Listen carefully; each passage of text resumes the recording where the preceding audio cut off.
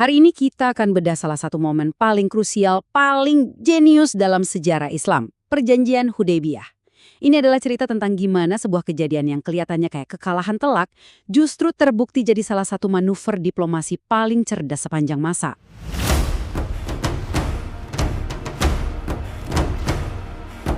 Nah, ini dia pertanyaan besarnya.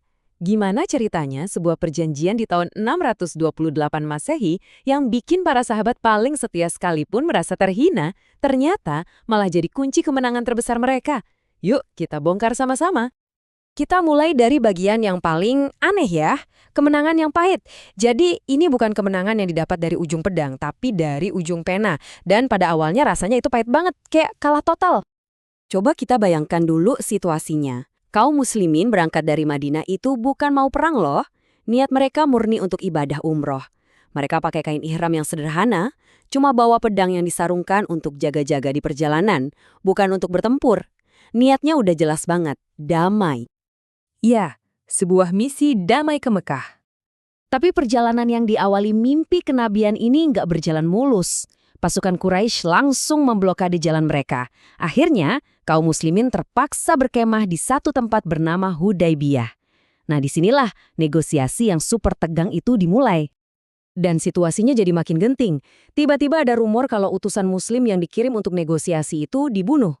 Spontan, semua pengikut berkumpul di bawah pohon dan mengikrarkan sumpah setia yang luar biasa. Bayatul Ridwan. Mereka bersumpah siap bertempur sampai mati. Sumpah ini mengubah segalanya. Tiba-tiba Quraisy sadar, mereka bukan lagi berhadapan sama rombongan peziarah, tapi dengan kekuatan yang solid dan gak kenal takut.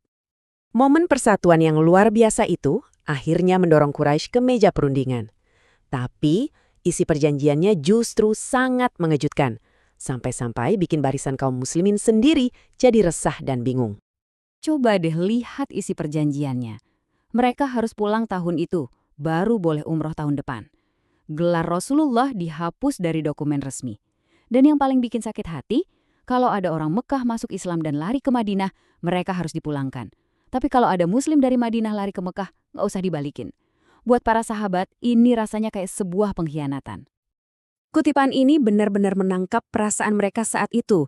Umar bin Khattab, salah satu sahabat yang paling setia dan paling tegas, menyuarakan apa yang ada di hati semua orang.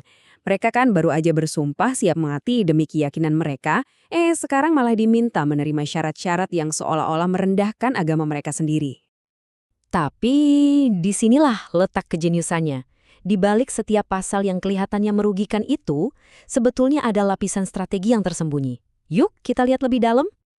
Nah, saat mereka dalam perjalanan pulang dengan perasaan campur aduk antara kecewa dan bingung, turunlah wahyu dari Allah. Wahyu ini bahkan menjadi nama suratnya, Al-Fath, artinya kemenangan. Ayat pertamanya secara lugas menyebut perjanjian ini sebagai Fathan Mubin, sebuah kemenangan yang nyata. Ini benar-benar mengubah cara pandang mereka, memaksa semua orang untuk melihat gambaran yang jauh lebih besar. Disinilah semuanya jadi masuk akal. Setiap kerugian jangka pendek ternyata adalah kemenangan strategis jangka panjang. Umroh ditunda? Justru itu memberi mereka waktu untuk konsolidasi kekuatan. Gencatan senjata 10 tahun, ini membuka pintu untuk dakwah secara damai dan masif. Klausul ekstradisi yang menyakitkan itu justru jadi bumerang buat Quraisy. Dan soal gelar kenabian yang dihapus, itu secara nggak langsung memaksa Quraisy mengakui Madinah sebagai entitas negara yang setara. Setiap pengorbanan kecil, hasilnya adalah keuntungan jangka panjang yang luar biasa besar.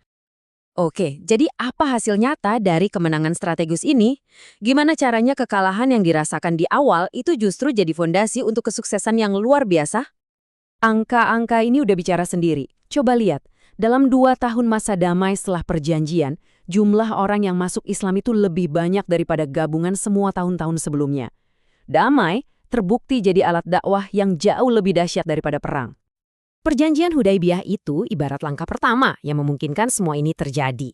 Dengan menetralkan ancaman Quraisy, kaum muslimin jadi bisa fokus menyebarkan dakwah dan memperkuat basis mereka. Inilah yang secara langsung membuka jalan untuk Fatuh Mekah, penaklukan kota Mekah 2 tahun kemudian yang terjadi hampir tanpa pertumpahan darah sama sekali. Jadi, sebagai penutup, apa sih pelajaran abadi yang bisa kita ambil dari masterclass diplomasi ini? Apa yang diajarkan Hudaybiyah kepada kita tentang arti kemenangan yang sesungguhnya? Nah, ini dia intinya. Konsep Fathan Mubin atau kemenangan yang nyata itu bukan cuma soal memenangkan satu pertempuran, ini tentang menciptakan sebuah pembukaan, baik secara politik, ideologis maupun spiritual, yang mengubah seluruh peta permainan demi tujuan yang lebih besar di masa depan. Jadi, saya tinggalkan Anda dengan satu pemikiran ini. Perjanjian Hunaybiyah mengajarkan kita bahwa kadang-kadang mengambil satu langkah mundur secara strategis justru adalah cara terbaik untuk melompat jauh ke depan. Ini adalah pelajaran tentang visi, kesabaran, dan keberanian untuk memainkan permainan jangka panjang. Dan pelajaran ini rasanya sama relevannya hari ini seperti hampir 1400 tahun yang lalu.